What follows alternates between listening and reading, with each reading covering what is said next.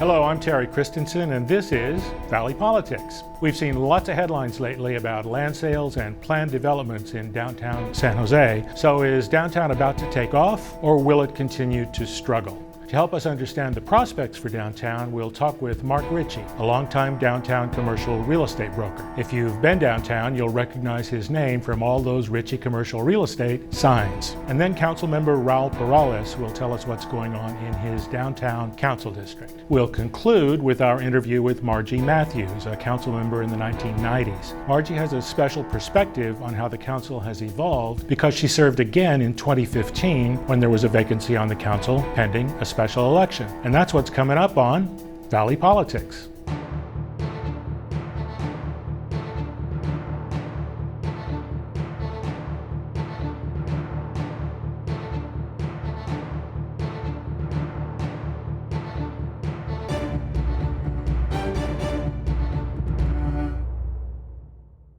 Welcome everyone, and welcome Mark Ritchie. Thank you, Terry. So you're a commercial real estate broker. What does that mean? What do you actually do? We represent commercial property tenants, landlords, buyers, and sellers.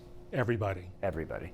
And mostly in downtown San Jose or beyond? My personal work is focused very heavily on downtown San Jose, but we work all of Northern California, and I have offices in Walnut Creek and San Francisco. Ritchie Commercial Yes. is regional. Yes. You've owned property downtown. I know. Do you still own property downtown? Yes, I do.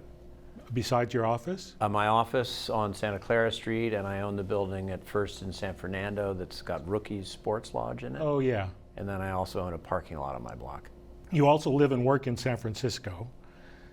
Yes. Do you think downtown San Jose will ever get the urban feel that San Francisco has? It's different. It's different.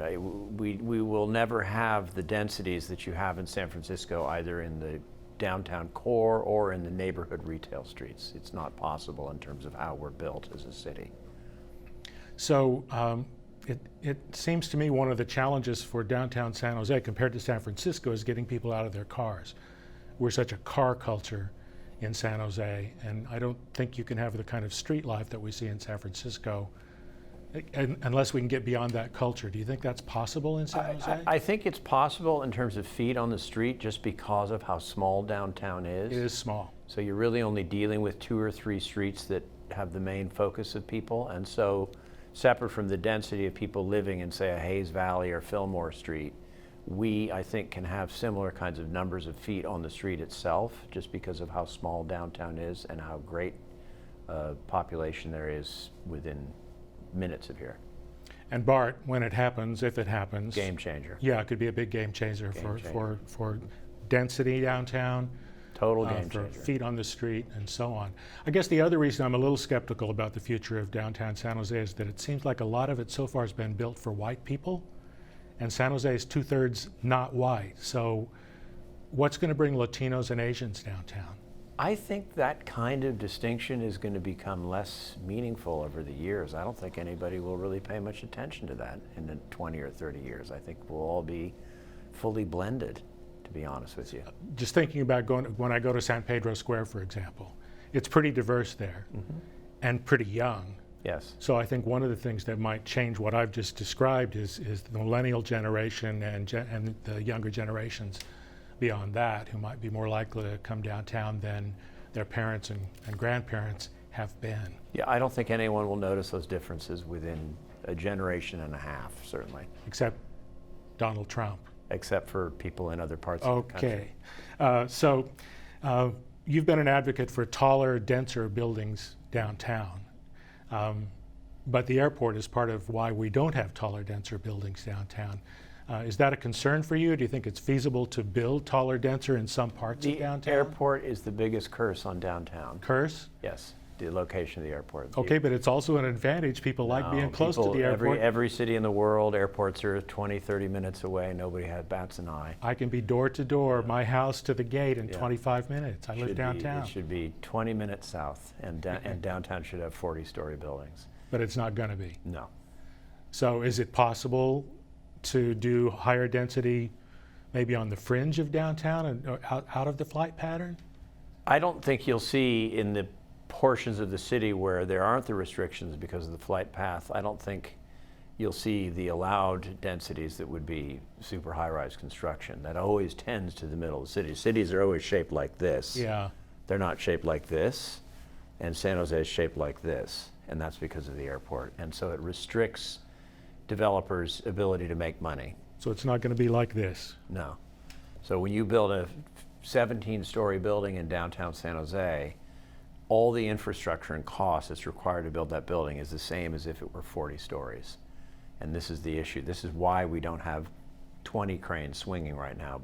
We only have 5 or whatever the number is. So it is the main reason why we always have a development handicap in downtown San Jose. So we'll never have the density that they have in downtown San Francisco, New York, places like No, that. we can't. It's just not feasible. Not with the airport. With the airport where it is. Right. But it's not going anywhere, right? Well, maybe planes will land straight up and down. So maybe the technology changes so that Okay. airports change. Thank in you, the Elon future. Musk. Right.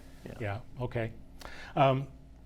There's been a lot of activities, as you mentioned earlier, in downtown San Jose lately with some relatively new names as players.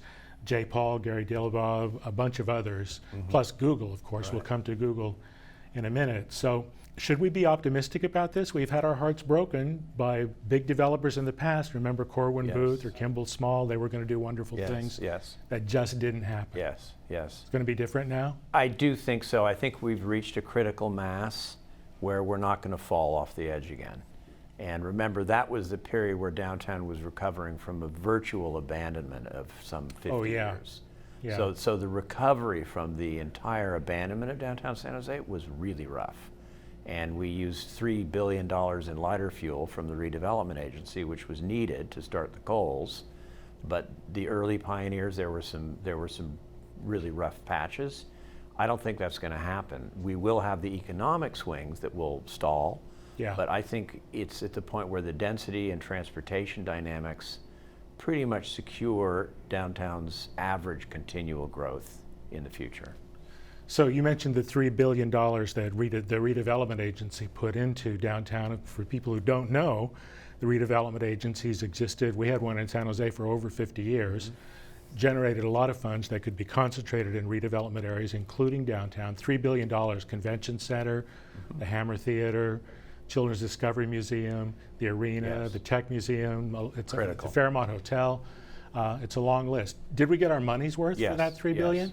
Yes. I always say I don't want to offend any other smaller cities, but if we hadn't had that lighter fuel, I just called it that, the charcoals would be cold, but we would be, I don't want to say akin to a Fresno or Modesto because there's a lot of things happening there, but we wouldn't have had the transportation, entertainment, cultural infrastructure that we have today because those are not private investments. Right. There wasn't the public money. San Jose has a constant struggle as a city with its finances for all kinds of reasons.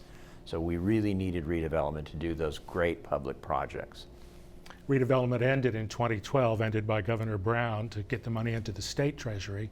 So that kind of funding is not available anymore. And incidentally, a big chunk of that redevelopment money went to affordable housing. 20%, 30% of the funds under Mayor Gonzalez had built thousands of units, and we don't have the money for those anymore either. So, I think it was a shock when it happened. I was stunned that Jerry Brown, who is an incredible operator of all things. He was mayor of Oakland. Yeah, so that was shocking, and I think probably historically it would be looked at as a mistake. The short-term gap for the state, that money is 20 minutes of money for the state. Yeah. So I think that was a great loss, but it's interesting to see how our system works, the ways it's being replaced by all kinds of activity related to affordable housing. I mean, but it was a big blow, the loss of redevelopment. I know you were a fan of Frank Taylor, who was the director of the redevelopment agency. What was it about Frank that inspired you? Yeah, I thought he was a genius in terms of his planning.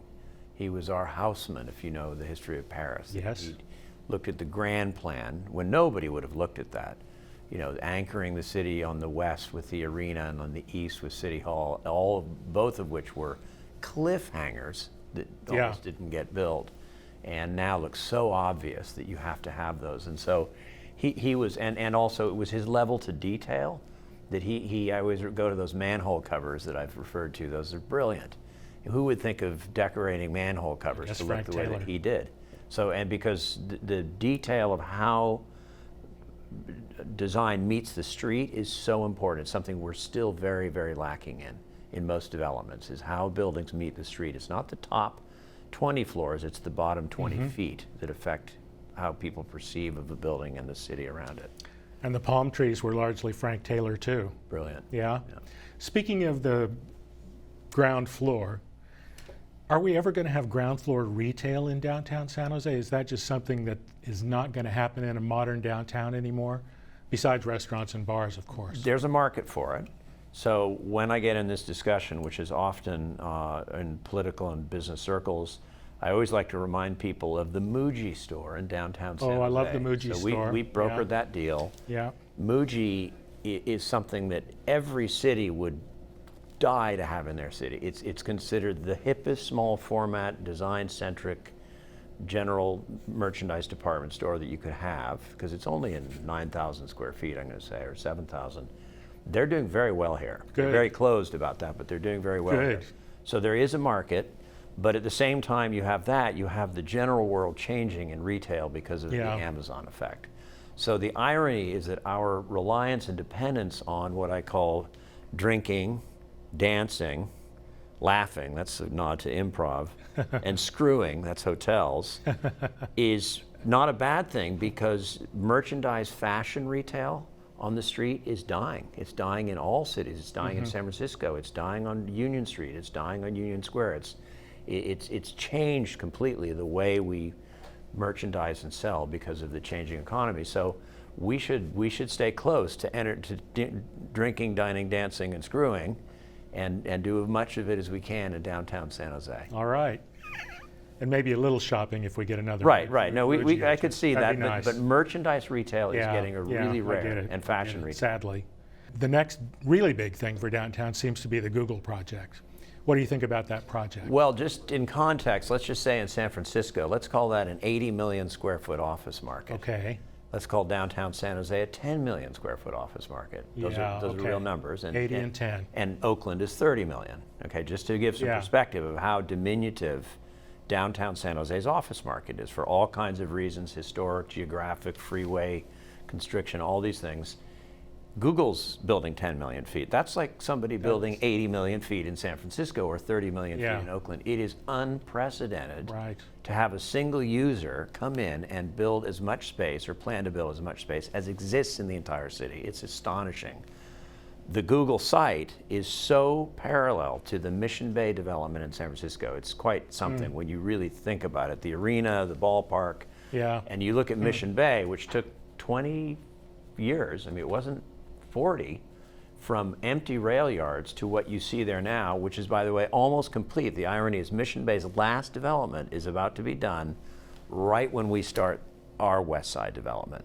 So if you want to see what we're going to have, look at Mission Bay, look at the success and the acceptance of Mission Bay. So there's nothing about the Google development that is negative. What about the impact on housing prices? I don't know. And displacement? It's such an underutilized part of a city. So you couldn't pick less than higher and best use on lands this close to an urban core in a city of 1 million people than you could that side, just like the rail yards that is now Mission Bay that weren't being used. You would say, well, so technically the Google construction itself is displacing very little housing. It's on a handful. Agreed.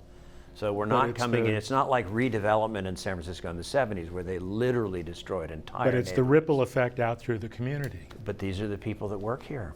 I mean, Do you think Google has any obligation to help address that? Well, they are. They just put up $1 billion. I mean, I think that's astonishing.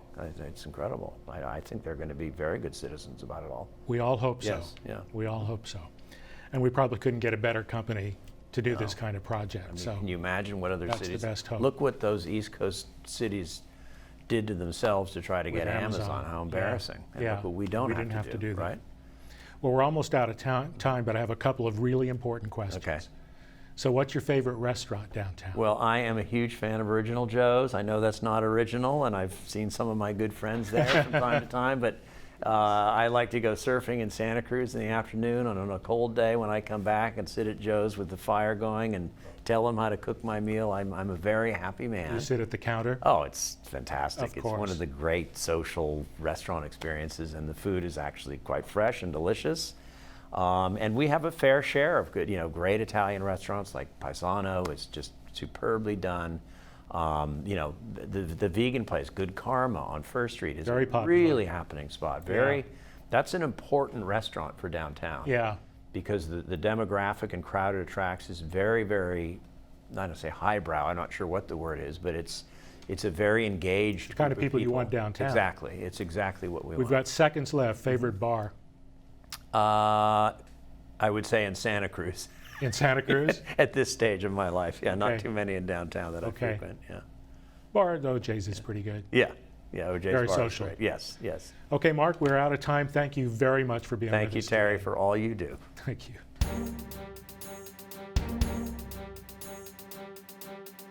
Hi, I'm Raul Peralez, your representative for San Jose District 3, which encompasses downtown San Jose and the surrounding neighborhoods. Today, I want to give you a brief update on the most challenging issue facing our district. The housing and homeless crisis happening across our nation, our state, and our city is undeniable, and constituents of District 3 are acutely aware of the focus around downtown. It is my priority to ensure that everyone in our community is housed so they can succeed and thrive. Unfortunately, our latest homeless census showed a 30% increase and nearly 6,200 homeless residents in total.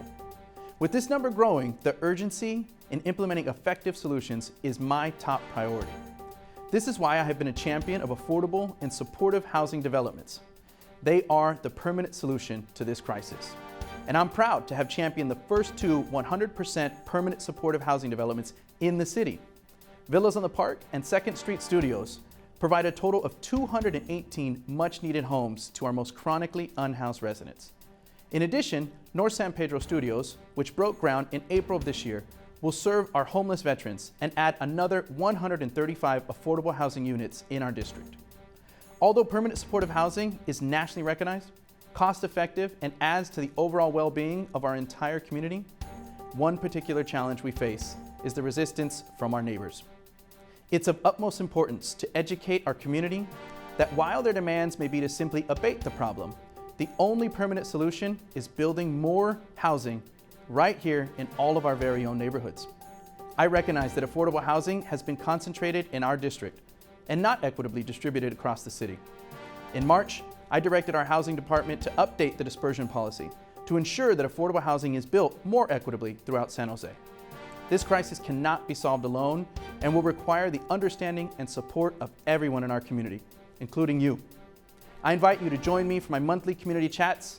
Follow us on Facebook at Raul Peralez to stay updated, or contact us via email at district3@sanjoseca.gov or call us at 408-535-4903. Thank you. Now here's our interview with Margie Matthews, who served on the City Council in the 1990s and then again briefly in 2015.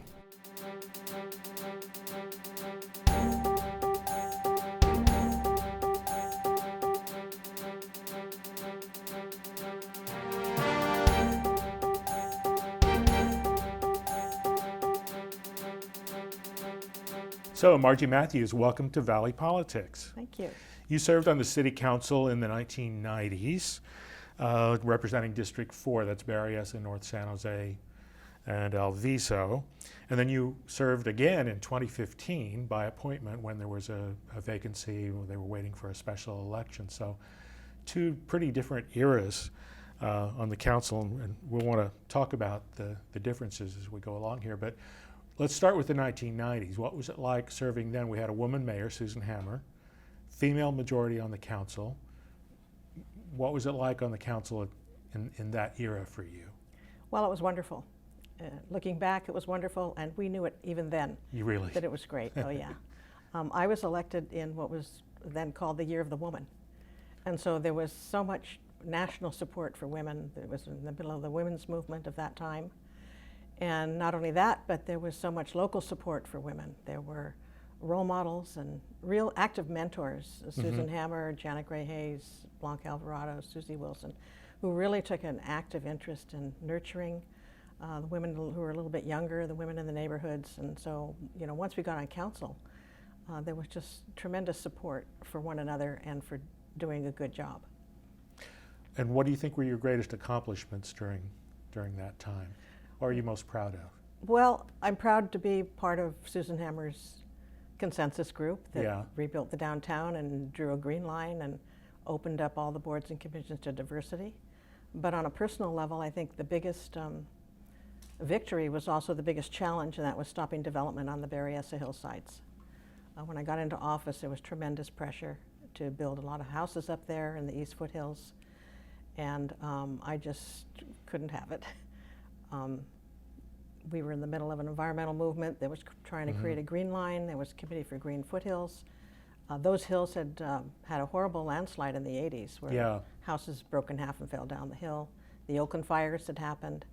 So I really put everything I had into fighting that, and it was very tough. There were not only big developers, but a lot of individual landowners up there who were going to build their dream houses.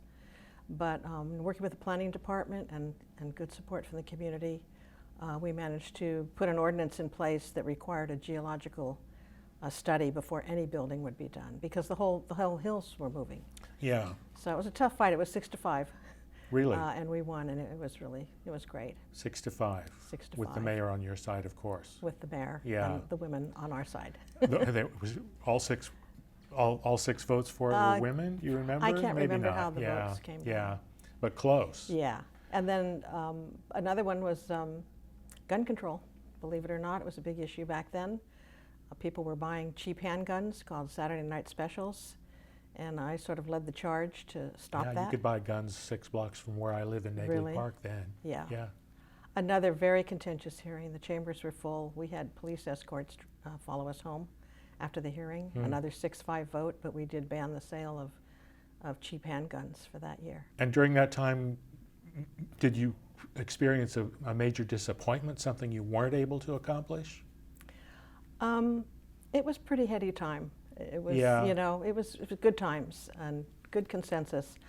I do remember after Mayor Hammer, we fought for a children's health care initiative, which was unheard of in those times for a city to do. And I felt very strongly about that, had good support. Another big fight, 6-5, but that time we were on the losing end.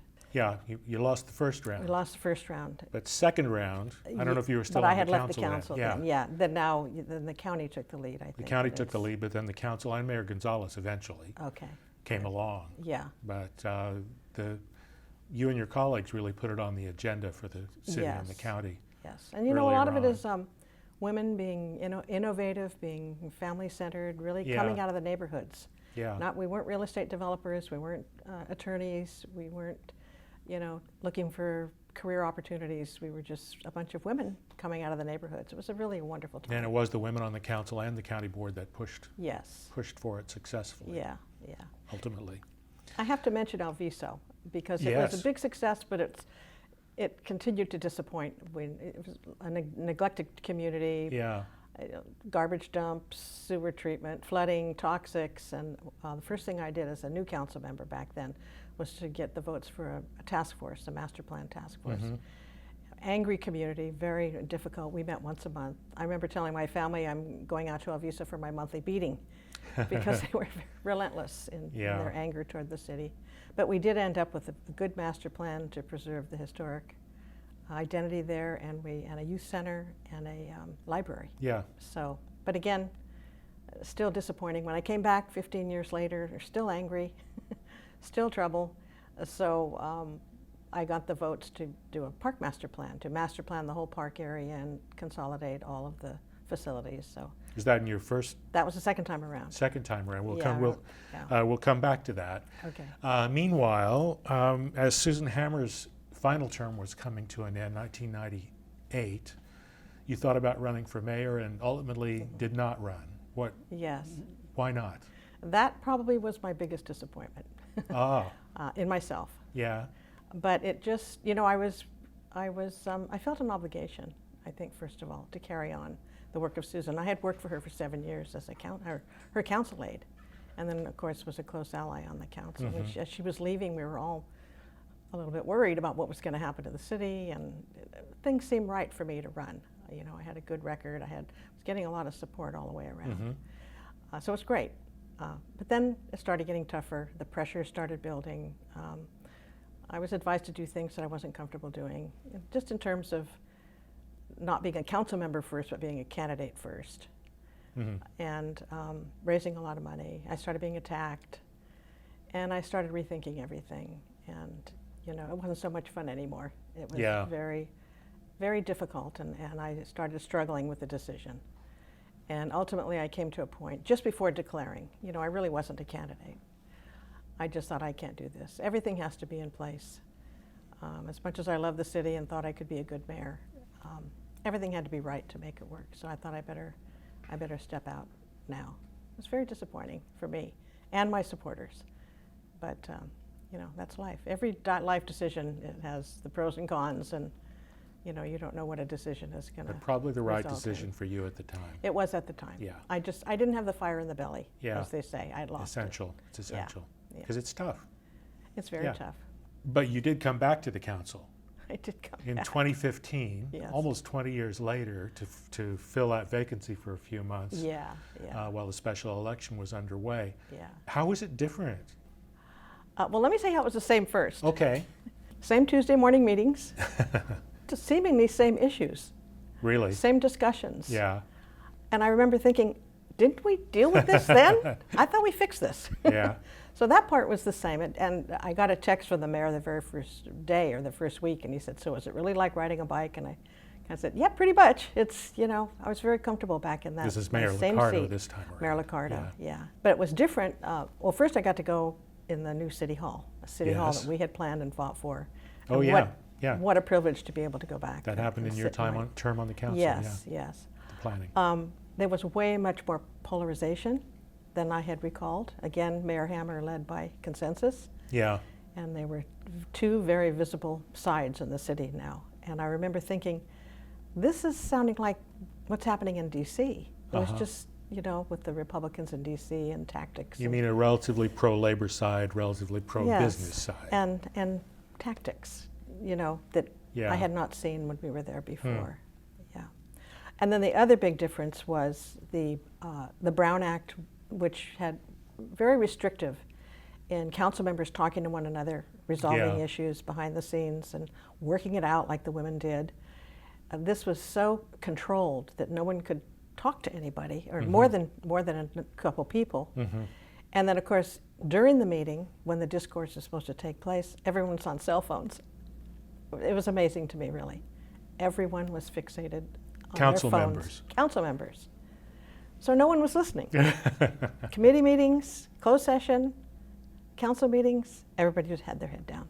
So that was very different. One thing about the female council in the 90s, the women council members actually did listen and pay attention. I thought we to did. speakers. I Well, mean, I was usually in the audience. Yeah, so, that's right. You were there. Yeah. So it's quite different, but still a good city, good people. You know I love the city, and it was an honor to really be able to go back to my old city. You resigned before your second term was up to take an administrative position with the city of LA, pretty high up in Parks and Rec there, and then came back to Santa Clara County, also to a pretty high up administrative position dealing with housing. Did you like being an administrator more than being an elected official? How did it feel different to you? No. No. Being a council member was the best job I've ever had, hands down, no question. It's just a heady experience. I felt empowered. I had good support, and with a great city, you know. So it was wonderful. Being an administrator was satisfying in its way. I was sort of a policy wonk anyway, so I kind of got into it okay. But Los Angeles had 4.5 million people just in the city. It was 5 times bigger than San Jose. Yeah. So it was quite a culture shock, and I knew no one. I remember going to my first reception down there, which was 5 times bigger than any reception I had been here. And I walked from one end of the room to the other. I knew no one. Yeah, Not what a one change. person spoke to me. And it was like, whoa. Wow. I remember thinking, this is what it must be like to be in the witness protection program, because I have a whole new identity down here. And Los Angeles was, I'm glad I had the experience. It just opened my eyes and gave me skills I hadn't had before. But lots of problems down there. Yeah. Lots of problems in the parks and everywhere. Just kind of not like San Jose. So we're almost out of time. Tell us what you've been doing lately. Well, after I left the council the second time, I kind of have focused on my own house. I'm an avid gardener. I'm out in the garden all the time. Right now, at the moment, weeding is my life. Yes. I'm on a couple of nonprofits. I swim 2 or 3 times a week. I have a big family. I have 5 children and 8 grandchildren. And my oldest granddaughter just had a baby, so I'm actually a great grandmother as a few months ago. And I'm a painter. You're painting. So I'm an oil painter, yes. So, and actually, you know, the month I stepped out of the mayor's race was the same time I picked up a drawing book and a set of pencils and started Interesting. drawing. Yeah. So I love the art. I paint things that are important to me. I've painted various pictures around Berryessa, my family members, all kinds of things, and it's wonderful. Good. Well, Margie Matthews, sorry we're out of time. Thank you That's very okay. much for joining us on Valley Politics And thank you for today. doing this. I enjoyed being here. Good. We'll be back next month with an all-new Valley Politics.